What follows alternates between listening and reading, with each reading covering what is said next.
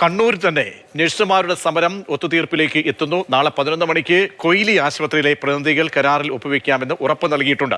CK Vijayan തുടരുന്നുണ്ട്. CK, ആ വാർത്തയുടെ വിശദാംശങ്ങൾ.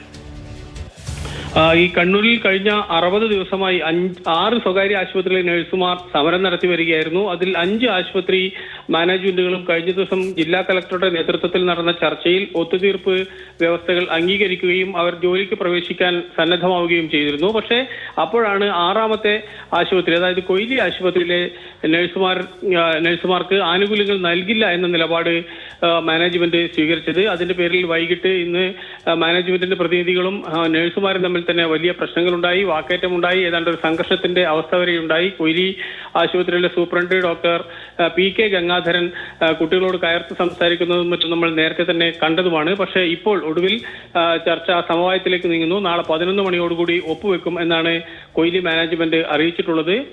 ആ സമയം വരെ, ആ ഒപ്പുവെക്കുന്ന സമയം വരെ സമരം തുടരുമെന്ന നിലപാടിൽ തന്നെയാണ് നഴ്സുമാർ. CK വിജയനാണ് വളരെ പ്രധാനപ്പെട്ട 2 വാർത്തയുടെ വിവരങ്ങൾ പങ്കുവച്ചത്.